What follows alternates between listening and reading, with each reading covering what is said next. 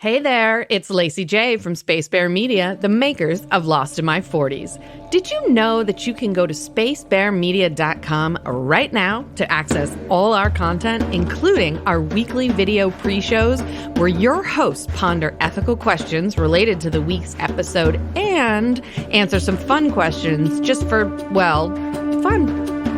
Speaking of fun, if you have it thanks to our content, please consider rating or reviewing Lost in My 40s on your favorite app, or recommend us to a friend who loves Lost.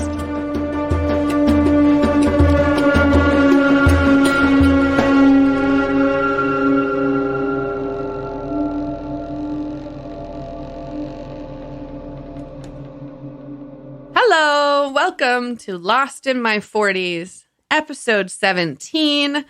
This is the one where a fresh perspective changes everything. It is titled ... in translation. And I will point out that if you read the show and the title, it says Lost in translation. When you said the thing you just said about the fresh perspective, you sounded like you were advertising for like a feminine hygiene spray. Toothpaste, I think, actually. That might have been it as well. Yeah. Feminine product. Anywho, this is a gin episode, and we are going to hear it from Christy. But first, Benjamin, update us. What do our power rankings look like after last week?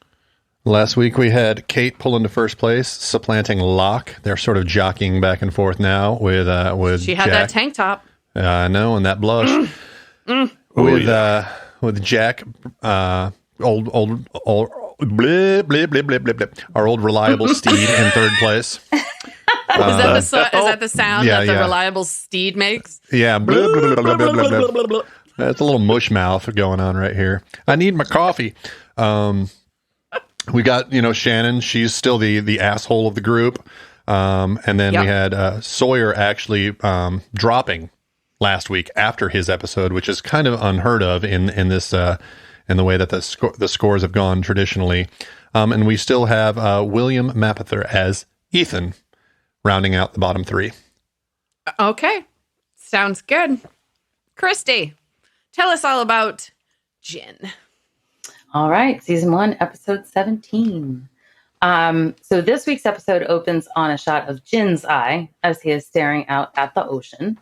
And then there's a lot of flashbacks in this one. It quickly goes to flashback 1. So Jin is standing in like a super fancy office and he's looking very humble. And his father-in-law is at the desk and Jin's waiting to be acknowledged. So his future father-in-law or whatever finally asks Jin why he wants to marry his daughter. And Jin tells him that he may be from a small fishing village, but he has ambitions. And then he tells his father-in-law that his father is dead. I got to stop saying father-in-law because that's confusing.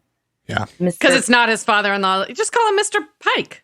Mr. Pike? Is that how it's pronounced? I think that was one how it's pronounced too. I think it's Peck. Peck? No. In my head, I was saying it as Pike. It's spelled P-A-I-K in like the subtitles of the show, but I don't speak Korean. I'll call him Mr. P. There you go. Okay, yeah. All right. So he tells Mr. P that his father is dead. That's right. That's Mr. P. His father, and then Mr. P asks what Jin would do for his daughter, and Jin replies anything. And he agrees to work for Mr. P. So it seems that Mr. P is cool with him marrying son. And now we're back on the beach. And can we stop for 1 second? This whole fucking archaic idea, misogynist bullshit that you have to humble yourself before someone's father or ask permission to marry her. Fuck that. Yeah. That's fucking stupid. And I hate it. And I absolutely hate it. And also, Mr. P, why? Why do you want, do you need this guy to work for you to prove that he can, I don't know what. He can hold a steady job, No, it's all about control. Mr. P is, high up. He's a very important person. And it's all about control. You must learn control. No, I will say, fucking like archaic, patriarchy aside, Jin's answer to when he said, why would I let somebody marry my daughter who sold his dream so cheap or whatever? Mm-hmm. And he says, because she is my dream. I mean, yeah, that was sweet. Yeah, that was a good response. Yeah, it's true. Yeah. All right, so we're back on the beach, and here comes his dream son in a bikini. Oh God, she looked good in that blue bikini. Yeah. Holy shit! Yeah, she looked amazing. Yeah, it looked like she stole that maybe out of Shannon's suitcase. I think she did. Because it looks like something Shannon would wear, and it's hot. Oh yeah. Yeah. It's a great bikini, and son looks amazing. Yeah. So anyway, Jin of course fucking freaks out, and he starts covering her up, and they're arguing about it as like the whole camp watches. So Jin tries to drag Sun away, and Michael runs over to help Sun because Jin's being like an abusive husband here. Yeah, Michael's literally. Go ahead. I would say Michael's decision making is this guy continues to amaze me with what a dipshit he is. Like he butts into shit that he should just stay out of. Mind your own business. If you're witnessing domestic violence, are you just supposed to leave it? He's literally throwing a blanket on her. And dragging her. She's on the ground, and he's got her arm, and he's dragging her. Yeah, she falls face first in the sand. Yeah. So, maybe Michael shouldn't have been the one to do it. Exactly. But it's a good thing that somebody did. Because the tension they already have. Yeah. So, okay. All right. Yeah. So, Michael runs over, and he's, being Michael and being stupid. So Sun slaps Michael really, really hard. Really? And then she grabs Jin's hand, and they walk away. But Jin lets go of her hand and kind of pushes. Knocks the microphone over. The mic. Yeah. I was gonna say he pushes her away, and I ended up like, I'm Italian. Sometimes I talk with hands. It is what it is. So and then we get the lost title screen. And then coming back from the commercial break. Like the look on Michael's face is just complete shock. If that had been me, if she had been wearing that thing and she slapped me, I would have been like, all right, that is all I needed. I'm going to go out on the beach. Right there.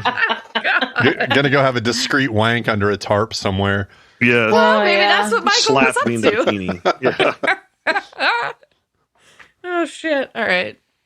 So it looks like Jin and Sun have gone back to the caves. And Jin asks Sun what's going on between her and Michael, and she tells him that nothing's going on, which is kind of stupid because he still doesn't know that she speaks English. So why would anything be going on between her and any of them?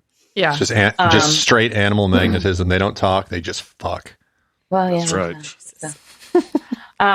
So now we're in flashback 2. And Sun is getting ready for a reception of some kind. Maybe it's their wedding reception. I'm not really sure. I think that's what it was. Yeah. Yeah. She was changing out of her wedding dress into her reception dress. And she looks even hotter in this scene. Oh, yes. Yes. She's crazy hot in the flashbacks because her hair is really long and she's all so curly. Good. Yeah. It's awesome. Yes. Oh. Derek's having that discreet wank under a tarp right now. May not be very discreet. Yeah, seriously. Oh, goodness. Oh, my God.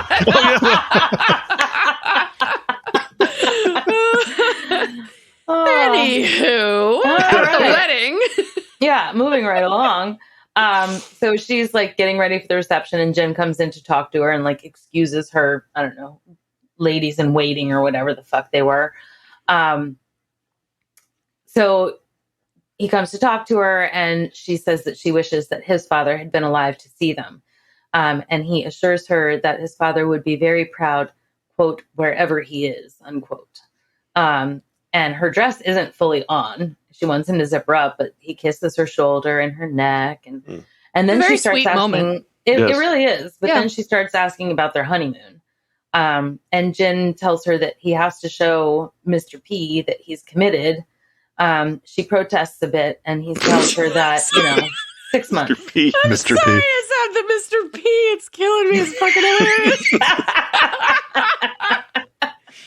Fuck. And Okay, and you know what else he says in this scene where he's like, no, I got to work for Mr. P? He says, I'm going into management training. Yeah, what is management training for 6 months? Right, management training for 6 months. And what the fuck? He can't go into management training when they get home from the honeymoon? This fucking Mr. P can't wait is 2 weeks or whatever. Yeah, he's fucking over his own daughter left and right. I hate this guy.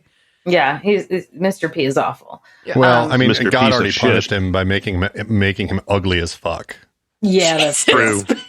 I mean, that I'm sorry. particular actor is not an attractive man. And it always looks like he's shitting too. Like he had a stroke and he was shitting or something because his face is always frozen in this this shitting pose. Yeah, I feel like when the cat. Please excuse my face. I had a stroke while shitting. Yeah, that's exactly what it said. It was like when the casting calls went out, they were like, we need a maybe Korean, but definitely Asian person who had a stroke while taking a shit.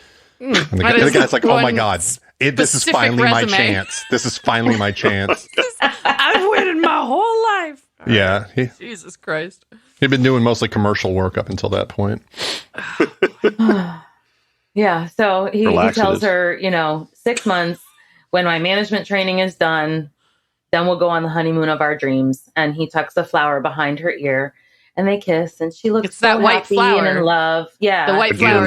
It shows up in their episodes more. Yeah, a lot of their scenes together. Mm-hmm. So now Sun is back at the beach, and she's looking for Michael so that she can explain. He's working on the raft, and she apologizes, and he's like, "Don't worry about it," So she's trying to talk to him, and he's basically dismissing her. And she explains that she slapped him because she was protecting him. She's like, you don't know what Jin is capable of. And he's like, well, that's your problem. He did. He said, that's not my problem. It's yours. Yeah. And he's not wrong. Right. Exactly. So now we're back to Jin, and he's up on the golf course, hitting rocks, practicing his driver, whatever it is that you do in golf. Destroying the golf club. Yeah. Yeah. Seriously. Yeah. They're not meant to hit rocks. Right. Hurley comes up and he's like, hey, you should try sea urchin. So I guess that's their little inside joke now. I mean, at least it is insofar as Hurley's talking to himself about it. Yeah. Yeah. Yeah. And Hurley's trying to talk to Jin, and he's, telling Jin to relax. And Jin is like, I don't fucking understand you. So he just kind of looks away and hits another rock. And Hurley's like, oh, okay. And Hurley turns and walks away too. So yeah, he says, okay. Go ahead, Ben. I like what Hurley said there. He's got like the fishing poles, and he's standing there kind of looking all proud. He's like, come on, dude, I'm trying. Yeah. Exactly. He's sweet. So great. He's sweet. Yeah. And then he says, okay, you want to be an outsider. That's your business. Mm-hmm. And walks away. But he tried. He's the mayor of Island Town, so he's got to reach out to everyone. That's true. It's true. Yep. All right. So now we're cutting to Shannon, who's working on something with Saeed.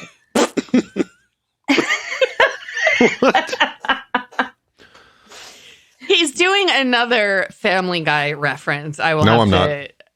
Oh, no, well, you could have been. There's an episode where every time somebody says Meg's name, Peter just goes. I thought he was just farting.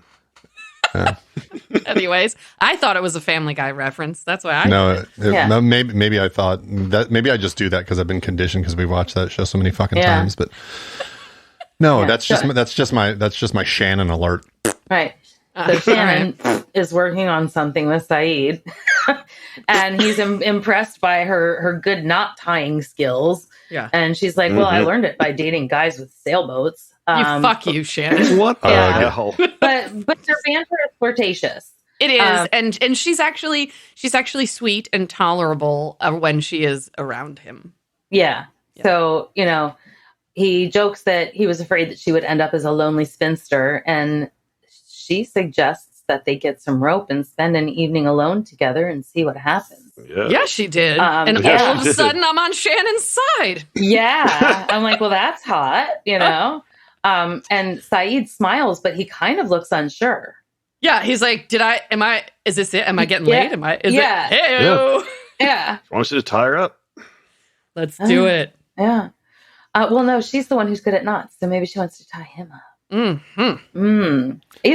Either scenario is actually pretty fucking sexy. Yeah. I feel another threesome coming on. I feel like we have the possibility that Saeed could actually just strangle her to death with it and have an out. Be like, hey, we were getting busy, and you have fantasies of killing Shannon. Everyone a favor getting rid of her. It was a little autoerotic asphyxia. Yeah. Oh shit! See, I did that. Otherwise, you guys would just hear all the time.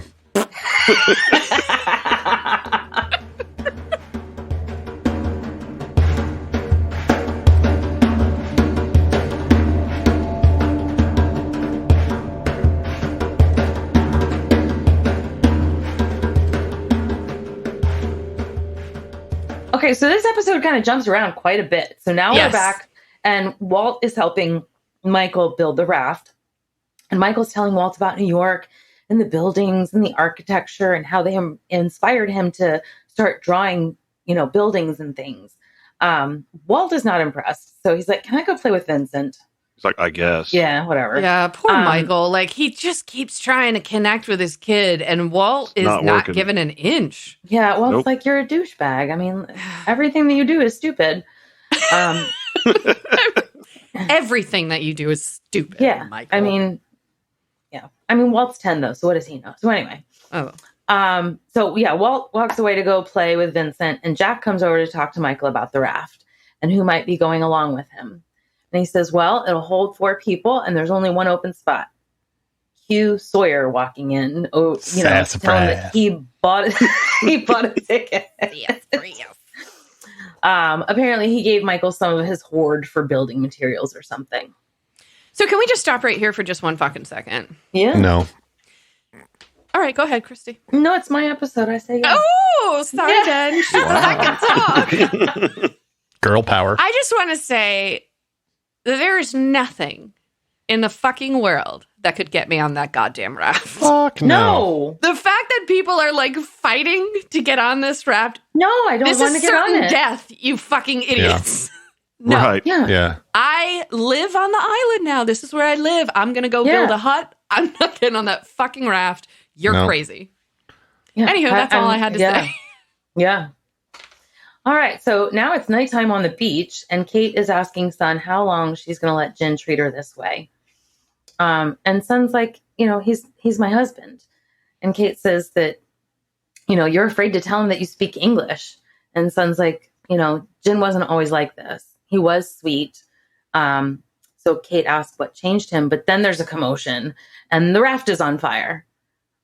Everyone runs over to put it out, but it's clearly a lost cause. Michael's pissed and he's yelling at Son, asking where Jen is. Is it clearly a lost cause? Because I'm fairly certain that all of the survivors are standing there throwing handfuls of sand at the fucking thing. Yeah. When they have like a whole ocean's worth of water to... Yeah, but they don't have any buckets. They don't have buckets. But I thought it was clear. I mean, it was a fucking inferno. And they're just like scooping up handfuls of sand and throwing it. Guys, no. Yeah, it was a little desperate. A little bit. Yeah. So Michael's pissed and he's screaming at Son, where's Jen? She pretends not to understand, and everyone seems to like get involved in the argument about who torched the raft. Everyone seems to think that it was Jen, and then Son runs off. So back at the caves, Jen's hands are injured. They're clearly like burnt. And then she thinks that he did it too. Guilty. So do you think his hands were burnt because he got too close to the sun? Oh, you motherfucker. Were you waiting on that one? No. Actually, I didn't have it written down. I just came up with it right then. God, that's amazing. That is how clever I am. Yeah, that is how clever you are. Yeah. So she thinks that he burned the raft too. And Son's like, Michael's trying to get us off the island. And Jen just looks at her and he's clearly pissed and he runs off. So now we get to flashback number 3. With Mr. P. This section of the show is brought to you by Mr. Pibb. Like Dr. Pepper, but gross. Mr. Pibb. That's true. Oh, Hashtag I don't sponsor like any us. of them. No. Yeah, sponsor us. I mean, I guess I like Dr. Pepper. Yeah, sure. Dr. Pepper's good. Yeah. When my brother was young, he had a hernia and he had to have that fixed. And his doctor was Dr. Pepper. No shit. Absolutely true. That's really cool. That's really cool. Is it? Yep. I would say that's that sweet. And now he has to sue him. I mean, when you're a kid and your doctor is Dr. Pepper, it is pretty cool. So yeah. There was an orthodontist in my area when I was younger, and his name was Dr. Bonebreak. No, not kidding. Real. Ben and I, when we were still in our apartment in Green Lake, the orthodontist. Yes. So we went for a walk one day and we walked past this, I think it was just a dentist, not an orthodontist, but dentist office. And it had like a plaque on the outside with the name, and his name was Dr. Dull. And we just like lost it. Oh, we just kept lost ripping on it. Dr. Dull, the dentist. For some reason, like in my head, he sounded like Eeyore. And I remember that day. It was just one of those days where like something strikes you as funny and you can't stop laughing about it. Yeah. And that was several years ago. And clearly I'm still bringing up I think Dr. Dull. I think you should floss more. I think we might have to. Yeah. I think we might have to take out some of these teeth. What do you think? I am Dr. Dull. Excuse me. Right. I got Should we something get back on to my Lost? Or, Derek, do you have any anecdotes about your dentist? No. Okay. My dentist had a normal name. Yeah. Just a normal name. Dull. All right. So flashback 3 with Mr. P. So Jin is apologizing to Mr. P, who tells him that, he's like, oh, you don't have to apologize. I called you here to promote you, not reprimand you. And so Mr. P tells Jin that he's going to be his new special assistant. He asks Jin if he knows a man who apparently is the secretary for environmental safety. So what we're getting is like, I think what's happening is that one of his factories is being shut down because of it goes against environmental issues or whatever. Yeah. And so this guy laws. Yes. And so this guy, the Secretary of Environmental Safety, is the one who has closed the factory. Right. And so Jin thought he was in trouble for it. He thought he was in trouble for it closing, but Mr. P has other plans. So. Yes. Yeah. So, Mr. P is like, do you know this guy? And he's like, okay, you got to go deliver a message and tell him that I'm very displeased. So Jin, he's like, okay. He goes to the guy's house. Derp. Yeah. I have no idea what's happening. Yeah, exactly. So the guy's daughter is on the couch with a Shar-Pei puppy. And Jin tells him, I'm here to deliver a message. And the guy like gets visibly upset. He's like, please, not in front of my daughter. And Jin's like, he simply tells the guy that Mr. P is very displeased. Oh, you know what else we missed when Jin introduces himself? This is the first time we hear his entire name, which is Jin-Soo Kwon. Yes. Yeah, Kwon. And that's just the first time that we know his full name. Jin-Soo Kwon. But the secretary obviously knew that Mr. P doesn't play around. Yeah. Right. Yeah, he expected to be killed. That's when he said, I'm not here and he's displeased. Daughter, yeah, not in front of my daughter. Right. Yeah. And Jin's just like, he's very displeased. And the guy's like, that's it. Okay. That's the message. Yeah. Tell Mr. P that I'm not going to make him unhappy, So he wants to do something to apologize. So he gives Jin the puppy, and his daughter is like, no, and he's like, no, I'm just sit the fuck down. I'm giving your puppy away. It's terrible. So anyway, he tells Jin, the dog is incredibly valuable from a championship line. Please tell Mr. P that I'm sorry. And it grows incredibly fast too. Like it's bigger. Yeah. Oh, right. Yeah. In the episode, right, it goes from a puppy to an adult in like a couple days. Yeah. Yeah. So back on the beach, Boone, because we haven't heard from him yet this episode. He's just randomly staring into the fire and looking weird with his eyebrows. It's eyebrow training. Weird. That's what he does. He sits there at nights and he does eyebrow training. Yep. The heat. Yeah. He's like, you think this happens without effort? Okay, so Saeed approaches him and, he's like, I want to talk to you about Shannon. And he's basically telling Boone that he and Shannon might become more than friends. So Boone asks if, is this some Middle Eastern thing? And Saeed's like, I'm extending a courtesy, not asking permission. So then Boone and his jawline. Get it, Saeed. Ooh. Yeah. Yeah. So Boone and his jawline tell him that she tends to like guys who can take care of her.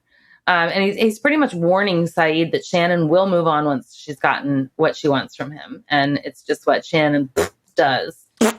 So. All right. So now we're back on Jin, and he's kneeling in a We're stream. on him. We're back with Jin. him. I'd get on Jin. Yeah, I could do that.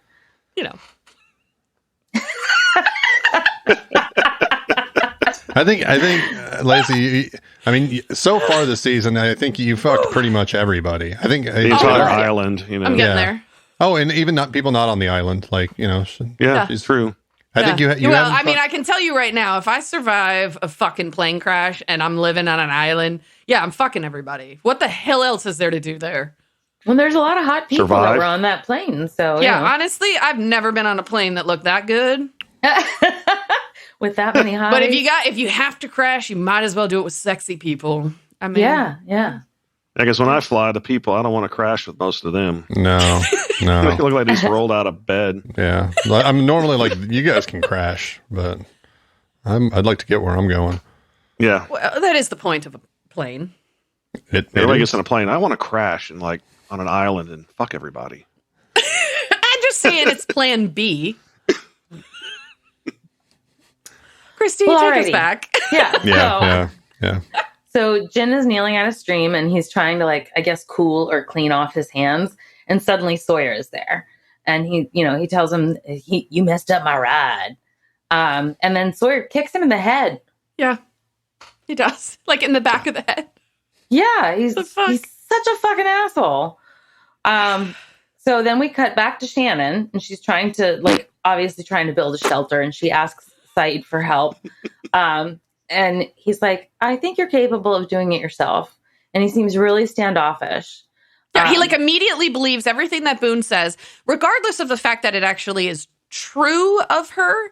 I mean, he's interested in this girl, and Boone says one thing, and he's just like, "Oh, well, fuck you." I think he's getting. Calm down, Saeed. I think he's just getting increasingly hesitant about the idea of rope play with her. Yeah, probably thought about that. That could be. Fuck. All right. Okay. Anyways. Yeah. So he says that, maybe you should find another friend to help you. And she's like, you've been talking to Boone. So she, goes off in search of Boone.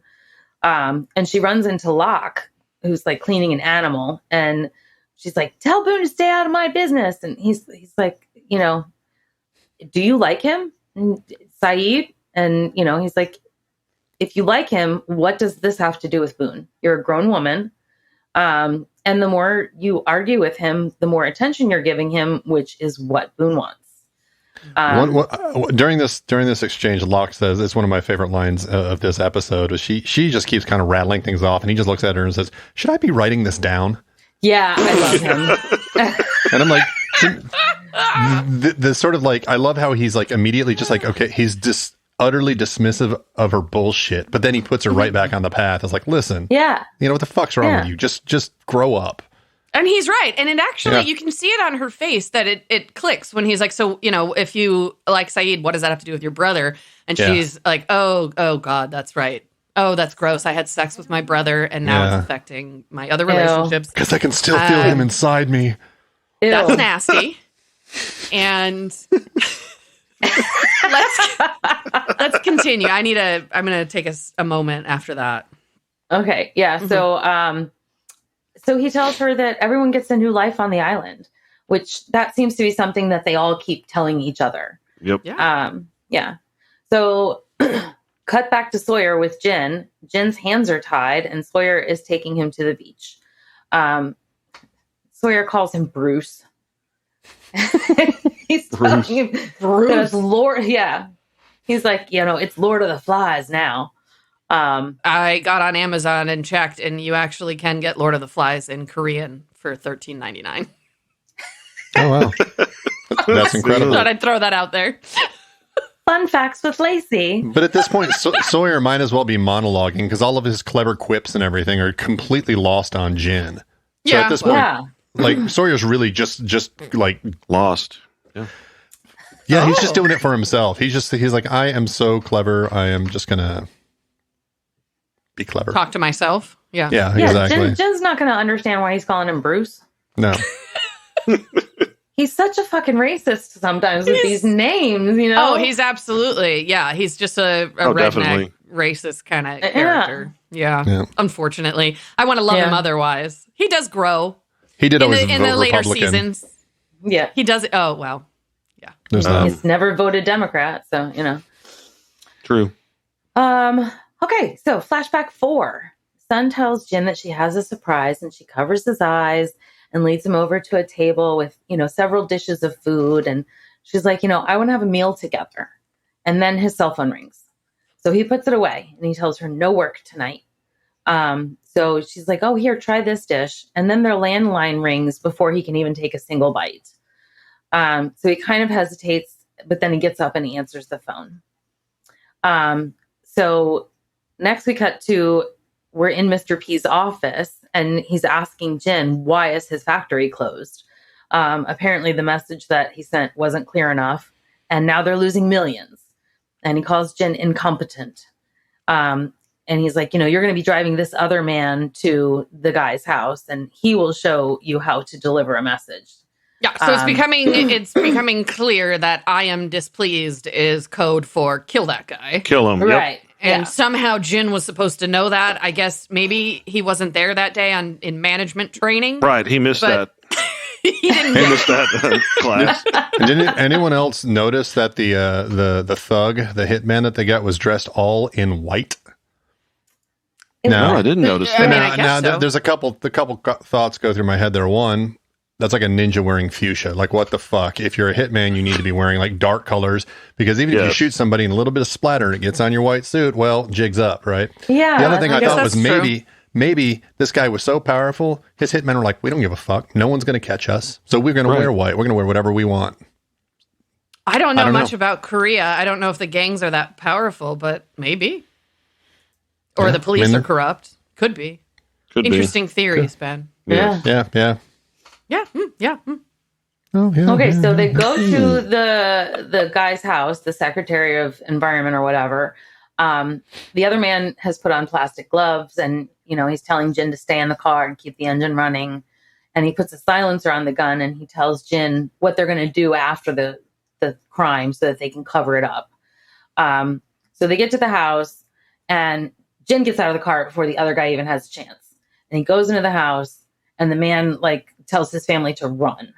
So Jin just starts beating the fuck out of this guy. He gives him a serious beating and tells him, the factory reopens tomorrow and I just saved your life. Yeah, the second part he whispers. Yeah. So the other guy doesn't hear him, but yeah. And that dog shit on my new sofa. Well, and then Jin sees the fear in the guy's daughter's eyes and he kind of stomps out of the house. And he tells the assassin, he got the message. And then we cut back to the scene where he runs into the apartment, with blood all over him. And Sun is asking him what he does for her father. And then she slaps him and he tells her, I do whatever I'm told. He says he does it for us. Mm-hmm. And then Sun walks out of the bathroom and Jin starts crying because he loves her so much. And there's an extension that earlier. He knows that he's compromising himself and his values just to be with her, and something's not working for him. Right. So the first time we see this, we see it only from Sun's perspective. Right. And so it appears as though he came home from killing someone. Right. And that's what I thought. Right. And it appears that he admits it to her when he says, I do whatever your father tells me.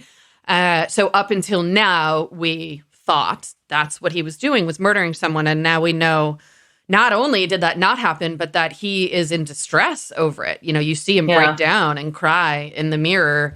And she has no idea.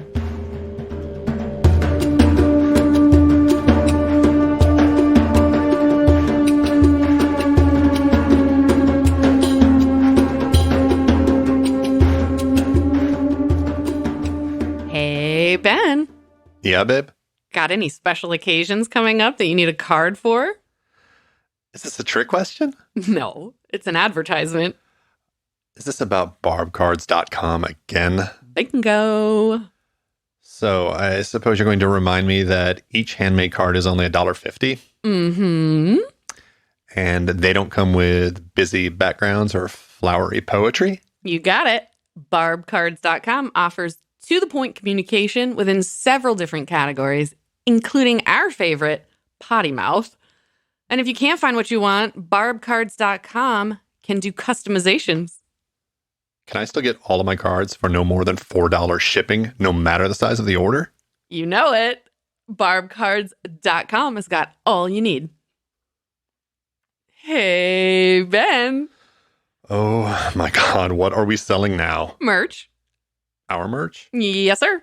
Shirts, coffee mugs, wine tumblers, bottle openers, stickers, magnets, and more.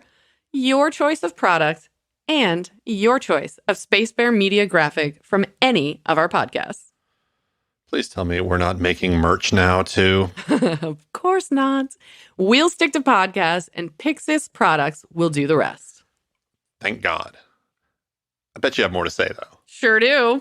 Pixis Products is a small business run by a local mom, well, local to us anyway, who needed something else to do besides being a snack bitch. What? A snack bitch, also known as a mom with a young child. There's still more, isn't there? Yepers! Pixis Products works with other small businesses for supplies, art, and other collaborations at every opportunity, including ours. In fact, Pixis Products even gave Space Bear Media our own storefront on their site. You can find us at shopspacebear.com. Say what? You heard me. Go to shopspacebear.com and buy something.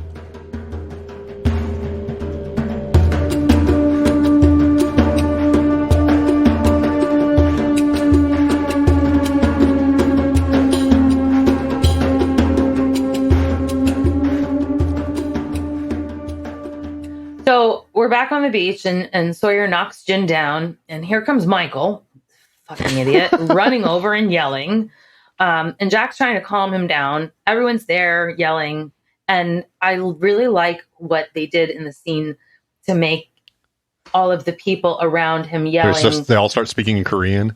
Well, no, it's an intense scene in the way that it's filmed. As Jen is in the center, all of the other survivors are like around him. The camera's kind of spinning. They're all screaming, and you can see how confused he is. Yeah, it gives you like a feeling of like what he would be experiencing. Yeah, Right, exactly. You're not really hearing what the people are saying so much as the fact that there are a whole bunch of people talking at once over each other, and he can't fucking understand any of it. Weren't they all speaking Korean, though? I thought that's what was happening there, was you heard everything in reverse. What? Huh? No, they're not speaking Korean. What are you talking about? What were they speaking? Were they just making a bunch of noises? No, I think that they were actually like speaking to each other, but the producers of the show like made it seem like just noise. Okay. Right, like didn't from his understand. perspective, from his point of view, like if someone was yelling, if a group of people were yelling at each other in a language that you didn't understand, you wouldn't hear all of the words specifically. It would just sound like a mess. I understand that. I think maybe what happened was I wasn't wearing headphones when I watched this one, and I was probably in the room with like the fan on or something. And it sounded to me like all the people who were not Korean were speaking Korean. That's what it sounded like. I think it was just supposed to sound like a mess. Well, it did. Because I don't speak Korean. Because you don't understand Korean. Exactly. Which was the point. I mean, that's either way what he was going through in that moment. Annyeong. It's intense. Did you say Annyeong? Annyeong. Oh. All right. So, Sun comes running over, and Jen is saying something in Korean, and Michael's like, "What did you say? Say it again." And Jen says it again. So Michael breaks free and hits Jen in the face. I wish Jen would have just said it again. I wish he would have just said it again. You desperately want him to be a smartass? Yes. So, Michael hits Jen in the face. Jen gets back up. Michael hits him again. Jen gets up, and Sun, starts screaming, "Stop it," in English. And pretty much she everyone says, is "Stop like, it. Leave him alone. He didn't burn your raft." She screams all of that. Yeah. And it like cuts through all the noise because everybody is just stunned. Yeah. Yeah, every single one of them is Tim Allen on stunned. Except for Kate and Michael. Well, right, of course. Right. But yeah, the rest of the island's like, holy shit, she's known this, spoken English the whole time. Yeah. Everyone starts asking her about her speaking English, and Charlie's like, you speak English? And Hurley says, didn't see that coming. Loved it. Love it. It's such an intense scene, and like leave it to Hurley to just like cut through that and make us laugh. Yeah. Yeah. So she's laughing, or she's laughing. She's yelling at them that the raft was already on fire and he burned his hands trying to put it out. I guess he was throwing sand at it and he got a little too close. Yeah, really. Like, what was he doing? Yeah, you can't put it anyway. Was he trying to shake it? Like, he reached in and shake the raft. He's like, don't burn. Like, I don't know. So, yeah, she's like, he's many things, but he's not a lawyer. And then Sawyer pipes. Did you say lawyer? He's not a lawyer? Oh, my God. Sorry. She did. She totally did. I did. I thought that was intentional, but either way, awesome. Yeah. Thank you. Yeah. That is true. He is not a lawyer. Lawyer. He is in management training. Right. Yeah. Yeah. That could have been one of the classes. She says he's many things, but he's not a liar. There you go. And then Sawyer pipes in and he's like, "You're going to lecture us about the truth or lying, Betty? But where did Betty come from? Betty. Where did he? I told you he's running out. He's running out. Stay tuned because somebody has a fun fact about why he called her Betty. Okay. So we'll talk about it later. All right. Yeah. All right. Yeah. So Locke comes over and kind of redirects everyone's ire to the other people on the island. He's like, we're not alone. Why would he burn the raft? And Michael's this like, is actually after me since day one. What Locke says at the time became one of the big previews, the thing that ran on the TV over and over and over again, because he has this awesome shot where he just kind of throws his arms out and says, "We aren't the only people on this island, and we all know it." And that was a big fucking moment back when it originally aired. Yeah, I loved that. Oh, it's great. Yeah. It was. So then Michael and Walt walk away. Sun goes over to Jen, but he walks away from her. And she's left alone as everyone else is walking in the opposite direction of Jen, and she's just there standing on the beach by herself. I cried through this entire scene. Every time I've ever seen this show, this scene makes me sob. As maybe I'm a sad little person. I don't know, but it makes me cry. Oh, I'm sorry. All right. So Michael's looking at the burned raft and he starts hitting it with bamboo. Mm-hmm. So then he calms himself down for Walt and he apologizes. And it seems like he's finally having a real conversation with his son. And, he's like, we're going to start over. And he starts talking about having setbacks. And Walt actually seems like he's engaged now. And he's like, can I help? And, Michael and Walt finally seem to be bonding in this moment. Yeah, I agree. I interpreted it that way as well. I think they even had a little fist bump. Yeah, they did. Yeah. You're right. Yeah. So Sun goes back to the caves where Jen is, and he's packing his shit to leave. And he refuses to speak to her, and he walks away. And then this confused me because she said all of this in English, which he doesn't understand. Right, because I think that she's not really ready to tell him the whole truth, but she wants to get it out, and so she says that part in English. Yeah. She's that's how I read it. Yeah. She's like, I was going to leave you, but you changed my mind. He made her think that he still loved her. And it was that flower that he had in his hand at the airport. Right. Which we saw in a couple places. Yeah. Yeah. And then in Korean, she begs for a do-over and then we flash back. But before we go to the flashback, when she said, I want to go back to the beginning. Yeah. It's a romantic notion and you hear this a lot, but in practice, it's total bullshit. Right, the only way to go back to the beginning practically is amnesia. Once you'll never forget. Yeah, once something has happened, that pathway is set, and regardless of what you do, how much therapy you do or cognitive exercises you do, you can never truly go back. So Yeah, and that's you something don't get a mulligan in relationships. no. Yes, and that is something that you learn the older you get and the more Unless you relationships marry an have. Irishman. No, yeah. Jesus Christ. You might Oh get a my mulligan. God. The more relationships that you have, you start to realize, those little incidents along the way, they build up over time. Scar tissue, man. Yep, and it can destroy a relationship over time. You have a very good memory, and that's bad for relationships. Yes, it is.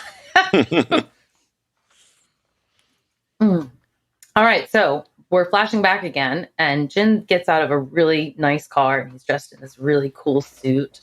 And he walks down. He looks this small, hot as fuck. He really looks awesome in this this scene. And he walks down a small pier towards a man on a little boat, and we realize that it's Jin's father. And Jin begs his father for forgiveness because he was ashamed of him. And they both cry, and his father embraces him. And then Jin starts helping his father, like with the fish that he's caught or whatever. And he's telling his dad about Sun and, how beautiful she is. And then he confesses that he and Sun don't really talk anymore because he can't tell her about her father. He says that he wishes that he could start over. And then Jin tells his father that he has to deliver watches to people in Sydney and LA. And his father's like, okay, so do that. And then just kind of like walk away, stay in America, start over with your marriage. And then that's the end of that scene. So I think that Jin even says specifically, I wish we could go back to the beginning. I think he uses the same words with him. Yeah. He says to his dad, that you just heard Sun say. Yeah. And so do you think he was going to do it? Why haven't you?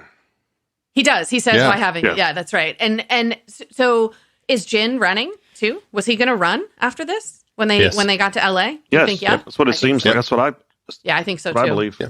And she has no idea. The fucked up thing she was going to run from him. Right. Who had was she gone running. through with it, she would have disappeared in Sydney when he was planning to run in LA anyways, and they just have no idea because they don't talk to each other. Yeah. Right. Yeah. Communication. It's very sad. And it's sad when you realize what he's saying is the wedge that's being driven between them is because Mr. P insists on him being like an assassin instead of letting him just be a husband with a job and, management or whatever. Yeah, seriously. Yeah. I mean, he's not a very good assassin fucked. Anyway, so. Well, yeah, that's true, but it's fucked. Like, why would you do that? Why would you want to do that to your daughter's life? It's just so weird to me and awful, but. Because you're Mr. P.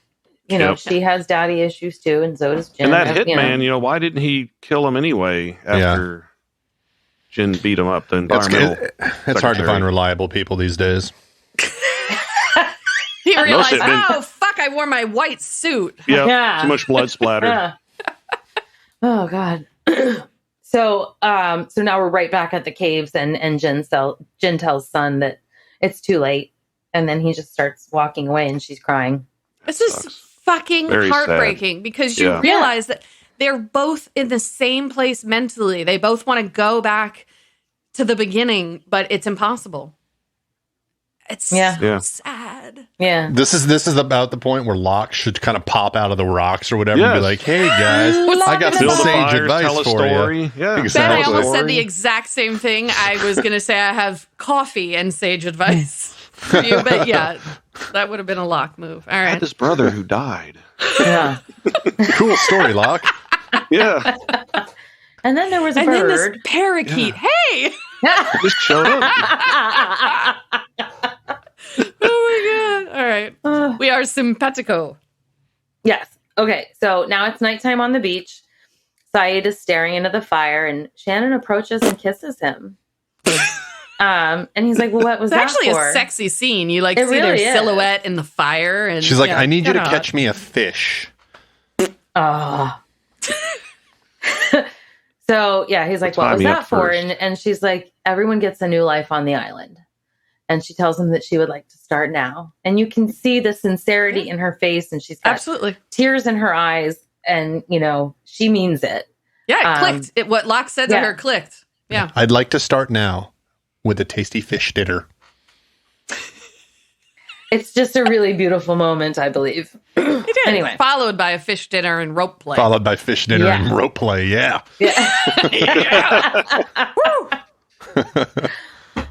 Okay, so Walt's back at the caves with the backgammon set, and Locke approaches. And Walt tells him that Hurley owes him $83,300 or something like that. And he's like, I'm going to give him a chance to win it back. So Locke sits down to play instead. And he's like, I don't have $83,000. So Walt starts asking Locke about his dad. He's like, is your dad cool? And Locke says, no. And then he asks Walt why he burned the raft. Wow.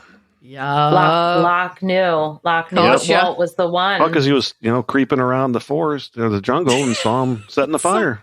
Yeah. I don't know. He knows. He seems to Yeah. understand Walt. And so I think he just kind of figured it out.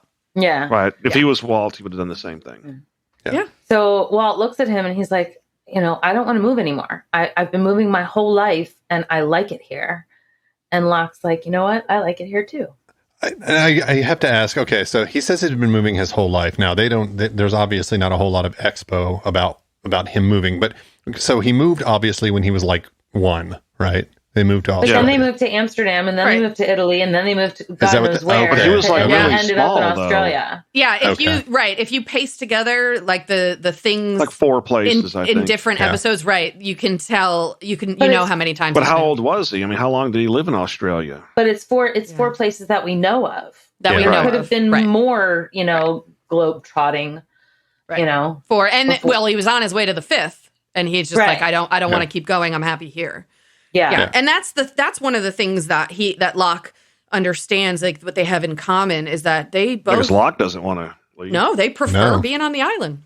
They like it there. Well, I mean, Locke can walk. He can walk. Yeah. So And he can hunt. Right. Make coffee. And hand out sage advice. Where is he getting this coffee? Oh, he says in the last episode where he catches up with Sawyer and Kate in the jungle, they ask, why are you this far out here? He said, I was looking through some wreckage. I was salvaging things. I found this coffee. Right. Cool. That's right. Found it in some luggage. Nice. Okay. So now it's the next morning and Michael is starting on a new raft. And I love this scene so much. So Jin comes over with a bunch of bamboo and Michael looks at him and Jin looks at him and he just says, boat. So they share this look and then they get to work and nice music begins to play.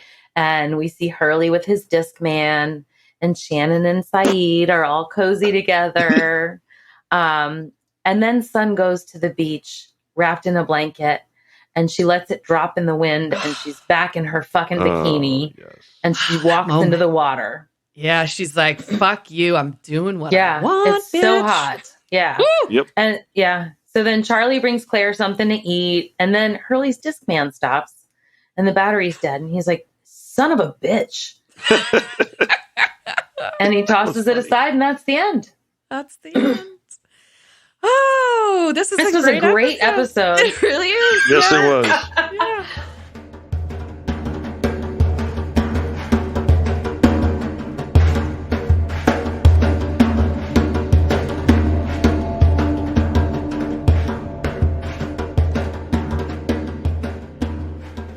All right, so let's talk about why Sawyer said, should we be taking advice on truth from you, Betty? Whoa, Black Betty, bam, lamb. Not that Betty. He was referring to Betty White. Is she like 120 now? No, she's like 90, 94, 96, somewhere in there. So in the 60s and 70s, she was on a show called The Liars Club. And the show was, people would come on and they'd get about $100 spotted to them, which is, I looked it up, it's about $475 today. And they start with $100 and there's a panel of people, of which Betty White was one of them, recurring guest. And an object is brought out, and each one of the guests has to tell the contestant what this object is for and how to use it. And basically, it's a game of bullshit.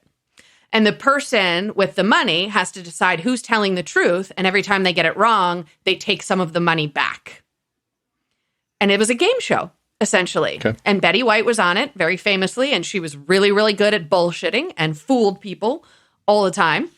And that's why he called her Betty. There's really not much more to it. Okay, so it is on YouTube. Wow. I absolutely love Betty White. Yeah. And I love that you were able to figure that out and find that connection. Thank you. And Isn't it it is strange? on YouTube. It's kind of Sassafras. it's a little strange though, because like if that was in the 60s, Sawyer wasn't really even alive at that point. Like he was still young in 76. Like so maybe in 68 he was born. I understand that, but like why would Sawyer be watching that show? I mean, how many shows and how many game shows in syndication do you watch? I watched a lot of shows that were in syndication when I was little. Too. You know, like 60s game shows. Yes, Yes. like I loved them. Let's Make a Deal. Joker's Okay. Wild. Joker's Wild. yeah. I loved all those old Man, game shows. I guess The I just Newlywed missed. Game. Yes, the Newlywed Game was a great Oh, yeah. one. Yes, Make Where's your Whoopee. favorite place to make whoopee? Yeah. Be in the butt, Bob. In the butt. In the butt, Bob.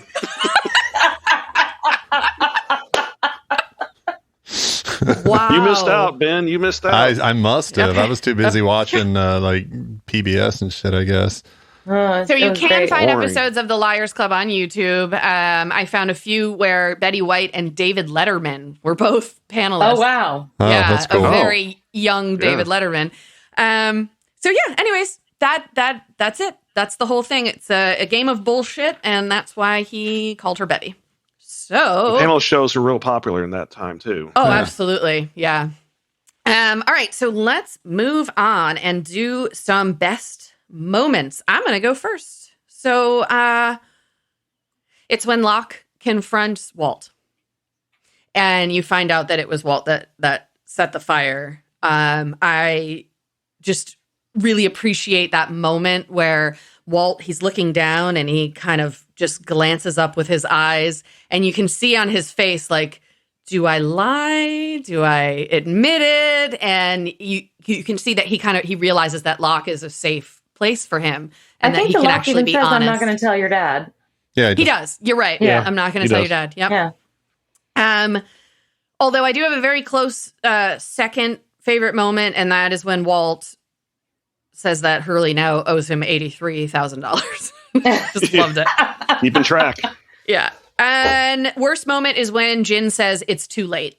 It's just heartbreaking to see this relationship that, you know, we see the beginning of it in their flashbacks and to see what it's come to and how they destroyed themselves by not being open and honest and communicating, and it's heartbreaking.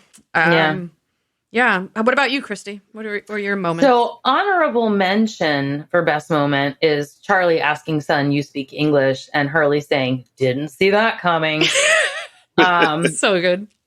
But my real favorite moment was at the end with Sun back in her bikini, dropping that blanket, and she's free now. It felt like she was free. Yeah, to boing all she wants. Yeah. Yep. Well, and I'm going to boing her in this too. That's my. Oh yeah, me too. We'll get there. Yeah. Okay. It's probably unanimous. Yeah. And then my worst moment was the look on Jin's face when he realizes that she speaks English. Yeah. It's pretty sad. Yeah, he's like so betrayed, So Yeah. anyway. Well, like I said, I cried through the entire scene. So, Derek, what about your moments? My best moment was Jin's conversation with his father. You know, he came to him, asked him for forgiveness for being ashamed of him. Mm-hmm. And then his father basically tell him, hey, just go to America with her and just to get away from her, Mr. P. And can I just say how adorable his father is? Yeah. He's got that happy smile, and he just seems like doing his fishing, such doing a his great thing. dad. Yeah, he's a good father, and one that he had to pretend was Kind of like dead. the opposite of last episode where he had the shitty father. Right. Yeah. Fathers. And the worst moment was, in the bathroom when Jin was in the bathroom after beating the secretary, and he just realized that's like, to me, that was like his low point in his life. Yeah. Like, you know what am I doing? This management training is not for me. I need to get out of here. Management training is not for me. Management training. All right. Ben, how about you? Actually, my favorite moment was just when, other than, Sun in the bikini and in her like wedding dress or whatever, like she just looks hot throughout the episode. So that's sort of a buoyancy for me. But like when Jin is just out there hitting rocks and then Hurley comes up behind him, and like the way Hurley just stands there with both of the fishing poles and he looks really kind of pleased with himself. And he's just like, okay, fine, dude, have it your way or whatever. I don't know why, but I just really liked that scene. It was kind of like, once again, Hurley being like the mayor of merriment or whatever, trying to kind of get through everyone's like, self-loathing bullshit. Yep.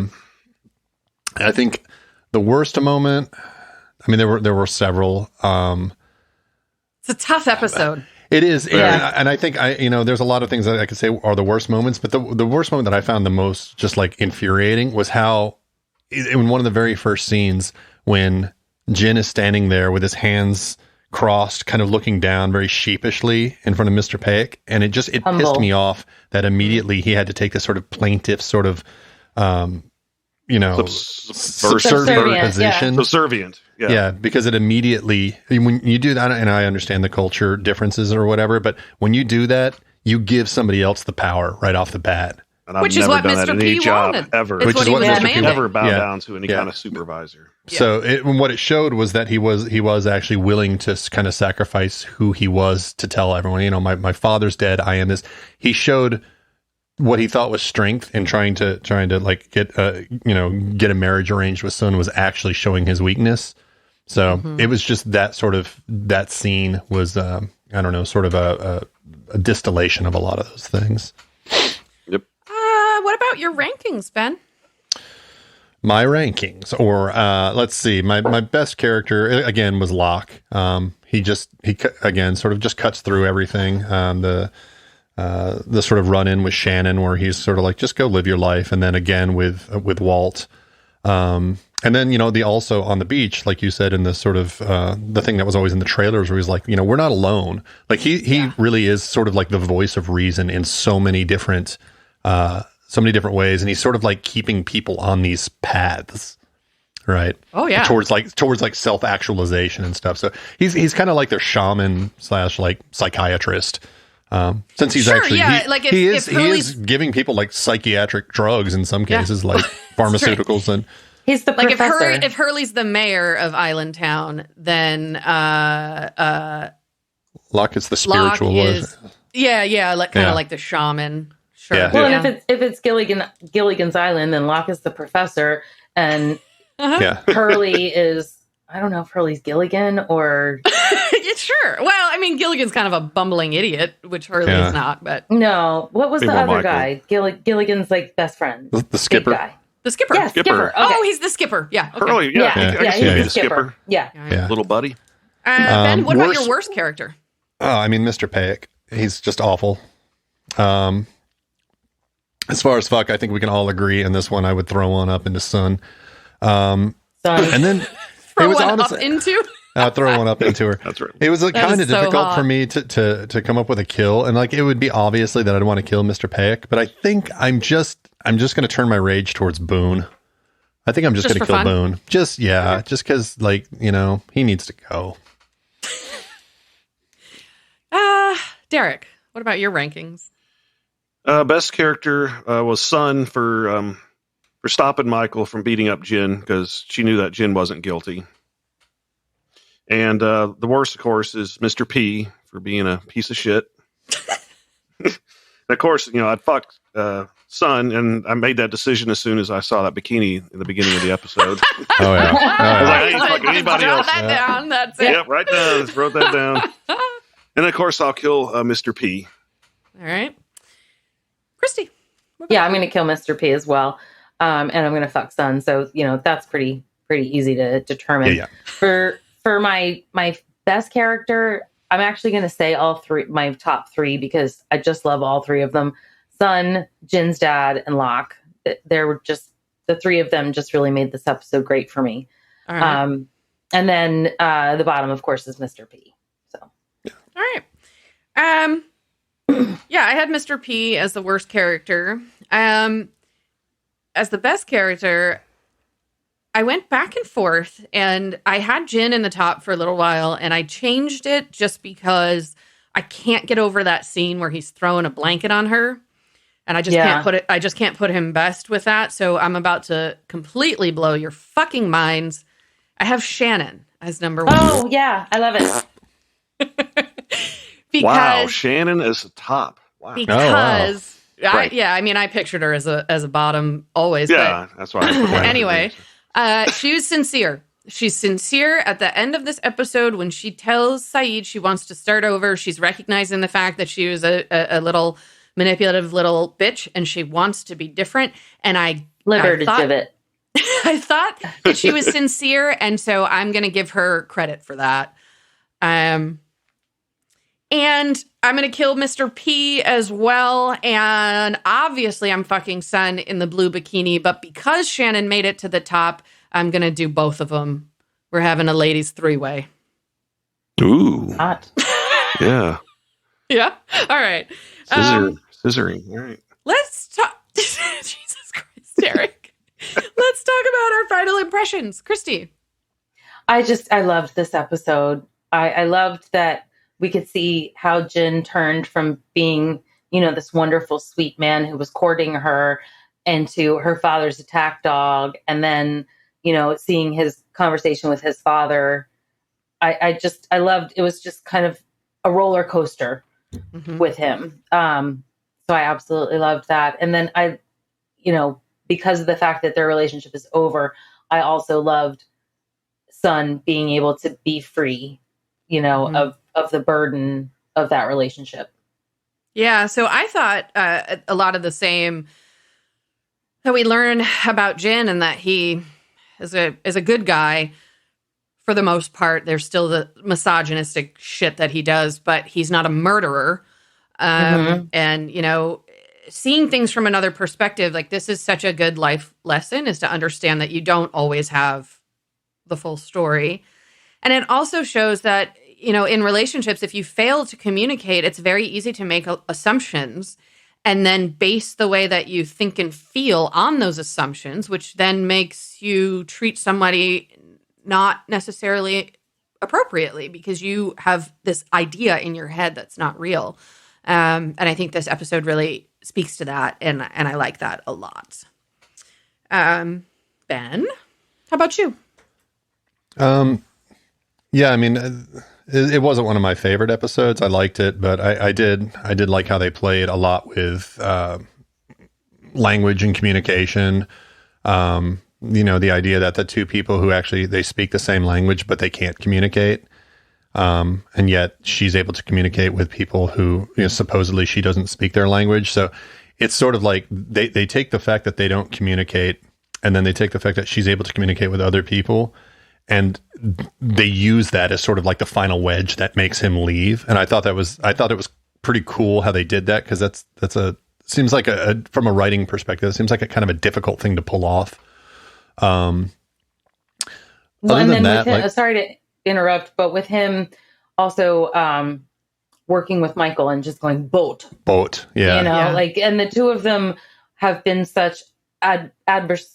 Oh yeah, the whole and now they're going to work together. So he just beat his face in earlier, and it shows like what a reaction that got from Jin. Like it's like an absolute reaction. It's like, okay, that was the ultimate betrayal. And I'm getting the fuck out of here. So like, oh, you think he's coming to help with the boat because he's like, I need to get off this island. My wife is betraying me. Sure, yeah. That's exactly what it is. Okay. Only reason you build a boat. Yeah, I guess I don't know with anybody. For some reason it didn't click, but yeah, that makes a lot of sense. No, he says it's over for us. I'm gone. Like that's what I think that whole thing was about. So, I liked that episode. And I think, that's why. Alrighty, Ben, can you update us on where the power rankings stand after this episode? Not a whole lot of movement, but we've got Kate in first place as expected, with Locke not too far behind. We've had some jockeying in the third position. Sun has pulled in front of Jack to round out the top three. Nice. It was that bikini. Yeah. It takes some bikinis and some spousal abuse to get you up in the rankings. I had Shannon. I fucked her and had her at the top, so I don't think that's enough to get her out of the bottom. But she must be not as bad. She had a pretty decent lead going into this, or a very a reverse lead. I don't know. She's really in the back, and it's going to take her a while to catch up. I think they're gonna you're gonna have to resurrect Ethan from the fucking dead in order to get her anywhere from the bottom. Alrighty. But yeah, I mean the bottom of the barrel, nothing's changed. Shannon's dead ass last, Sawyer's in second, and Ethan's rounding it out. All right. Well, Jack is out of the top three, probably for the first time. I don't think that's true. No. I feel like he's fallen out of the top three. There might have been one other time. Oh, I don't. Yeah. You know what? Go to the Facebook page and check it out because we have them all there where you can look at them. Yeah, there were a couple, I think 3 or 4 weeks where I think Sun pulled in front of him. Okay. Yeah. Well, you can't win against that blue bikini. So. Yeah. All right. Shall we move on? Derek, impressions and questions. What you got for us? I really liked this episode. It really helped us understand why Jin is the way he is and why Sun wanted to leave him. And that whole lack of communication, kind of actually did make it sad because we also find out that Jin wanted to leave as well, but they just never told each other basically. Yeah. And my biggest question, and nobody brought this up in the reading of the episode, is why is Hurley on the TV when the secretary's daughter is watching it? Why is Hurley on the TV? Yeah. You noticed that? Yeah. Yes. Good catch, Derek. Yeah. Hurley I'm going to have to rewatch it. That's awesome. Yeah. Hurley when she's sitting with the dog, he's on the TV for something. Yes, he is absolutely on the TV. And I will tell you this, Derek, that's a question that you're not going to have to wait long for an answer because next week, finally, the mayor of Islandtown, we have a Hurley episode. It's called Numbers. Ben is going to give it to us, and we're going to get the answer to that question next week. Count on it. 4, 8, 15, 16, 20, 42. You should have worn your numbers shirt. Yeah, you're right. I don't have it on today. All right, I'll wear it next week. We will see you all then. Bye-bye. Bye.